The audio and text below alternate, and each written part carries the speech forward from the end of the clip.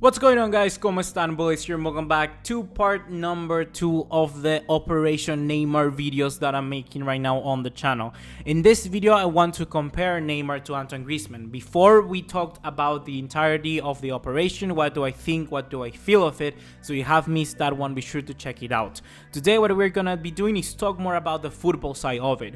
Would it be good to bring back Neymar? Is it what Barcelona needs? Those are the questions that we're gonna be answering in this video. So if you're excited for that, be sure to drop us a like, leave us a subscribe, turn on the bell notification icon, and follow us on all other social media to keep up to date. You get the deal, you know the drill, so let's get right into it.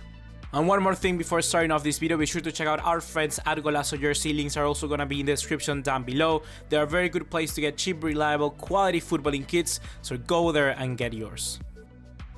So I actually lied, guys, I'm sorry. I was gonna talk only about footballing reasons, but I think that we also gotta compare the transfer fees, and we gotta compare about how much sense would this make as a transfer. So, well, the very first thing is that Neymar apparently would cost 100 million euros plus a player or two. I don't buy it. I don't buy it. That's way too less. If we could offer 100 million plus Rakitic, by all means, go ahead and get Neymar. But PSG won't budge that easily. PSG won't do that. PSG are PSG. They shit money for freak's sakes. So they got a lot of money. They don't need it as much as we do. So, well, in the case of Neymar, I think there's kind of like a margin there. I think that the move could be from 100 all the way to 200 million plus a player or two once again. It depends on the player as well. If you offer Rakitic plus 100, they won't take it. They will ask you 180 million. So yeah, if you offer Dembele, they might accept plus 100 million. It makes a lot of difference which player are Barcelona willing to offer. It does also make sense the players that Barcelona are willing to let go. In the case of Umtiti and Rakitic, I don't know why they're not offering Coutinho. Certainly, I think Coutinho could be a good option whether he goes to PSG or not, because we need him out of our books, and at PSG, I think he would fit in. I honestly think he would fit in. You can push Draxler onto the left, and they still got a pretty good side. So that makes sense. But the player I do not agree with is Ousmane Dembele. Dembele still has a lot to prove, and it's really just unfortunate that we are kind of wasting another player's career, or at least the first 3 years of it. So I think Dembele should stay at Barcelona by all means, and he could be wonderful still. I'm gonna be talking about him more later in this video. But yes, Dembele shouldn't be offered. On the other hand, we take a look at the Griezmann deal, and this one is much more straightforward. It's only you have to pay 100 million euros by July the 1st. That's the thing. So it's kind of like opening up there, saying that Griezmann is much more direct. And genuinely, I think that Barcelona do not sign the league. They could get both of them. I'm not saying that we should. It's a completely different manner. I don't think we should get Griezmann and then Neymar. That would be insane. The only reason I could see it happening is if Luis Suarez is kicked out of the club, but that won't happen. So do not sign Neymar and Griezmann, okay? Don't get ahead of yourself, guys. Moving on from this, the first footballistic or footballing reason, I don't know how you say it, in favor of Neymar would be that I think we could take advantage of other players. For instance, if we decide for, I don't know, imagine we keep Coutinho, by just having Neymar in a left wing, you are forcing Coutinho to play in the midfield. That's it, because Coutinho has the name to demand playing in the midfield. And I don't know how it would be. For instance, we have Coutinho plus De Jong plus Arthur. I think that's a pretty tasty midfield.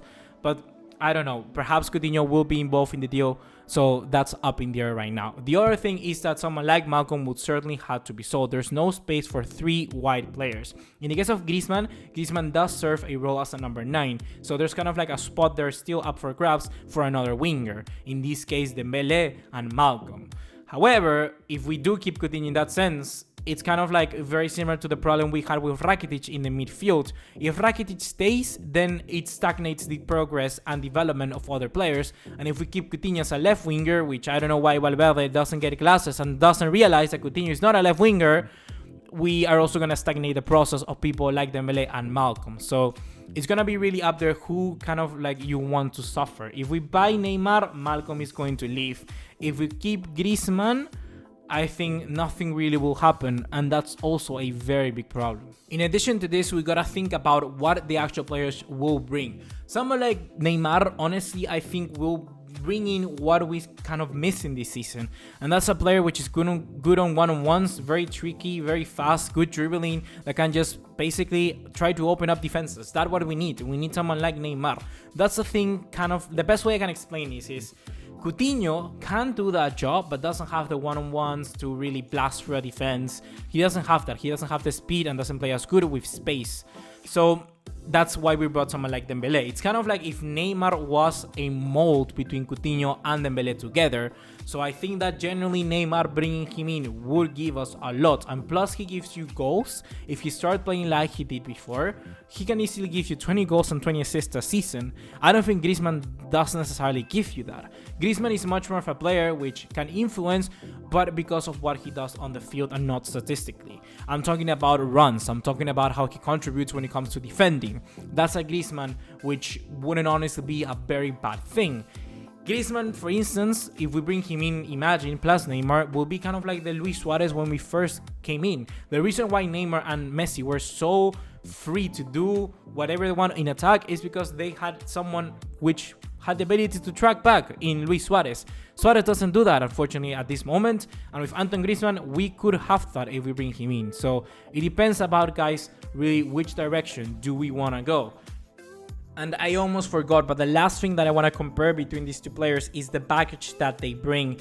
In the case of Antoine Griezmann, he's much more affecting the dressing room in its own right, because we know that he had that kind of controversial announcement, let's say like that he wanted to stay at Atletico, and he basically humiliated Barcelona. So some players, they kind of need to forgive that. In the case of Neymar, since they have already been with him as a friend and everything, it's much more easy to forgive. And that's going to be a very big problem. Antoine Griezmann is directly affecting what's happening in the field, in the dressing room, while Neymar, the situation and everything is affecting the fans. It depends on whether I think which one is more impactful. And if I really had to stay with one of them, I would have to say Griezmann. The thing is that it's much easier to deal with a fan controversy than an actual controversy that takes place within the dressing room, because the dressing room is divided. I don't know how you're gonna fix it. You see each other's faces every single day, while the fans is much more of an entire entity, and fans can have an impact, let's say, by bullying a player like Andre Gomez. I was never keen to that. I did like Andre Gomez. I do have a soft spot for Andre Gomez, always. I play with him always in my career modes. But in the case of someone like Neymar won't be affected as much by that, because Neymar is already such a figure, and whatever he does is still honestly way better than what Andre Gomez can do ever. So it's kind of like which risk am I willing to take? I'm actually taking the risk more of the fans not forgiving Neymar than actually Griezmann coming in and easily angering the dressing room. It's not easy, because as we've seen, the biggest crisis always in football is when the dressing room is lost. So I guess that I really kind of want Neymar back, doesn't it? It sounds like it. but yeah, guys, I don't really mind too much which player do we get. I do think that Neymar would be a good signing, but I'm still very kind of like doubtful of the message that he would send to other people around the world, the media, the other clubs, and especially our own La Masia graduates. I think that's kind of something that we have to really work if we want to cover it up. And certainly Neymar has to say, like I said in my previous video, apologize. He has to apologize to every single one of us if we actually want to make this move happen. But if not, then I guess Griezmann is the best. I don't know. I would like other players to come in, but Barcelona are looking to sign a superstar, and right now is either we getting Neymar or we getting Griezmann. So hopefully throughout this video you have voted on who you wanted between Griezmann and Neymar. It's gonna be interesting to see who you pick, and certainly I want to hear your opinions about this matter. Who will you get, Neymar or Antoine Griezmann? See you guys in the next one. Take care. Ciao.